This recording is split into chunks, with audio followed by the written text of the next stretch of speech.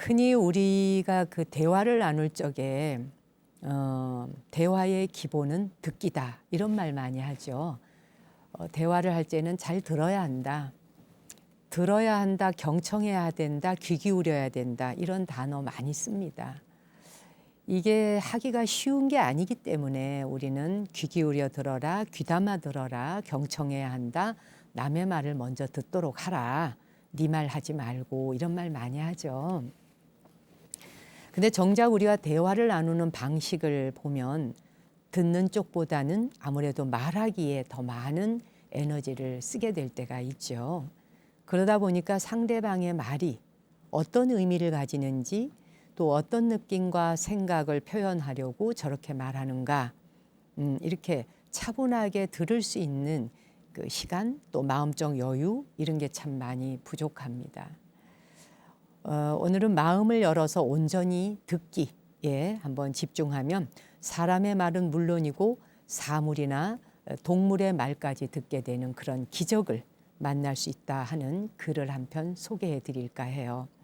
서종록 선생의 잃어버린 지혜 듣기, 여기에서 인용된 글인데요. 머드 베일러의 마음으로 듣기라고 하는 글입니다. 우리에게 잃어버린 듣기 능력을 찾아가는, 그래서 그런 여정이 아주 흥미롭고 또 재미도 있고, 아메리카 인디언들이 주로 이런 방식으로 자녀들을 교육하고 동료 사이에서도 서로 듣기 기능을 통해서 자기들의 부족들을 이끌고 하는데 이야기가 조금 비슷한 내용이 있어요.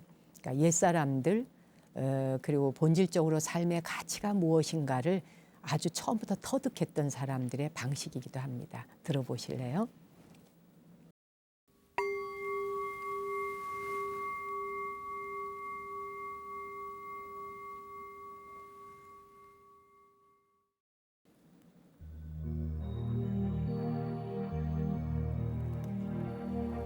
나는 옥수수가 부르는 노래를 들을 줄 아는 한 노인을 알고 있다.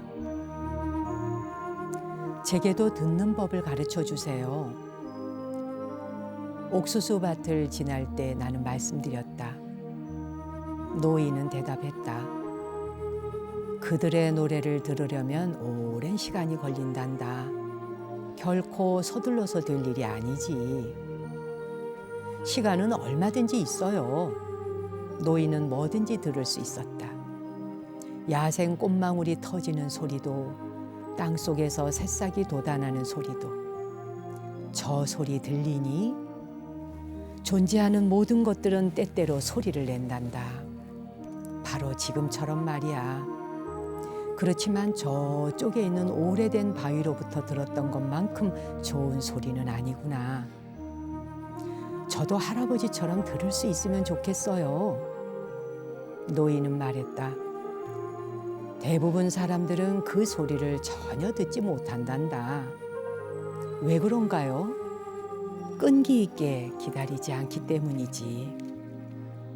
잘 들으려면 어떻게 해야 하는지 가르쳐 주세요. 그러자꾸나. 먼저 어느 것 하나에 대해 알아보거라. 처음에는 자그마한 것이 좋단다. 처음부터 산이나 바다같이 큰 것부터 시작해서는 안 되지. 씨앗 하나를 가지고 해보든지 아니면 마른 갈대도 좋아. 두꺼비 한 마리부터 시작해도 좋겠구나. 한 주먹의 먼지나 모래톱 하나로 시작하는 것도 괜찮단다. 내가 말했다. 모래톱 하나로 해보겠어요. 네가 함께 하려는 것이 무엇이든 먼저 그것을 공경해야 한다. 두꺼비를 예로 들어보자꾸나. 만일 네가 두꺼비보다 우월하다라고 생각한다면 너는 결코 그의 목소리를 듣지 못한단다. 설령 네가 영원히 햇볕 속에 앉아 기다린다고 해도 말이다. 노인은 한 가지 더 당부했다. 사람들과 함께 걷는 것도 좋지만 가끔은 조용하게 혼자 걷는 것도 좋단다. 왜 그런가요? 네가 원할 때는 언제든지 걸음을 멈추고 들을 수 있거든. 눈은 다른 존재에 대한 주관적이고 피상적인 관념을 가져다 주지만 귀는 다른 존재들에 대한 이해를 돕는다. 듣기 시작하면 대화가 되고 소통이 된다. 귀는 상대에 대한 이해와 믿음을 보여준다. 상대방의 말을 듣고 이해하기 시작하면 그가 다시 보이기 시작한다.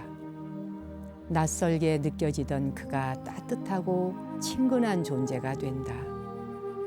왜 이제야 그를 만났을까 싶을 정도로 그가 좋아진다.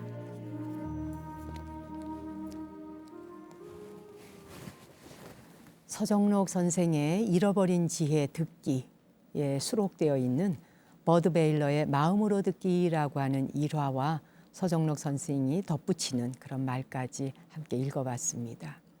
옥수수의 노래를 듣는 노인의 가르침은 모두 세 가지이죠. 존재하는 모든 것은 소리를 내는데 그 소리를 듣고자 한다면 첫째, 끈기 있게 기다리는 것. 두 번째가 무엇이든 그것을 공경하는 것. 세 번째가 조용히 혼자 걸으라는 것. 이 원래 야생에서 살던 우리는 듣기 능력이 지금보다도 훨씬 좋았다고 하지 않습니까? 아프리카의 그 원주민들이 숲에서 짐승의 소리를 잘 듣는 것처럼 우리도 원래는 그런 능력이 있었다는 거죠. 근데 언제부턴가 바쁘게 살고 바쁘게 움직이고 한마디로 헐떡거리면서 살다 보니까 그 외부로 마음을 빼앗기니 끈기 있게 듣는 여유가 사라졌다는 겁니다. 사실 그러다 보니까 가끔은 바로 앞에 있는 사람의 말도 잘 들리지 않고 듣지 못하죠. 타인의 말을 끈기 있게 기다리는 연습이 얼마나 중요한지 우리는 모임이나 회의석상에서 느낄 때가 많죠. 솔직히 누군가가 말을 할 적에 시간은 없고 바빠 죽겠는데 누군가가 말을 더듬고 있거나 꼭 이 회의에 논제와 상관이 없는 말을 하고 있을 때 일단 욱하고 올라오거나 그만 그 말을 탁 잘라버리고 싶은 생각이 먼저 들지 그걸 귀담아 끝까지 기다리면서 듣고자 하는 생각이 안 들잖아요. 두 번째 말씀도 참 마음에 와닿습니다. 상대를 존중하고 공경하는 마음이 없으면 귀도 열리지 않는다. 이건 정말 명언이고 그대로 그냥 이건 법문입니다. 그냥 경구예요, 경구. 이런 말은요. 그러니 잘 듣고자 한다면 우선 상대를 공경하라.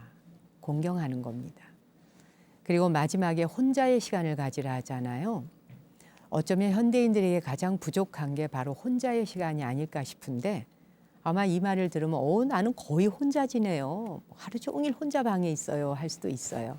그 말이 아니라 현대 사회는 엄밀하게 따져서 혼자 있는 경우가 아주 드뭅니다.